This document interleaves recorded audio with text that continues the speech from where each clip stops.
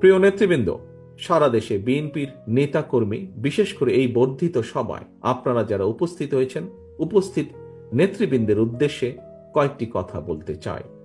দীর্ঘদিন থেকে আমি আপনাদের কাছে শারীরিকভাবে দূরে থাকলেও যোগাযোগ এবং কর্ম পরিকল্পনার মাধ্যমে আমি কখনোই আপনাদের কাছ থেকে দূরত্ব অনুভব করিনি। আমার মনে হয় এখানে উপস্থিত যারা আছেন প্রায় প্রত্যেকের সঙ্গেই আমার অন্তত কম বেশি কথা হয়েছে, কথা হয়, টেক্সট মেসেজে আদান প্রদান হয়।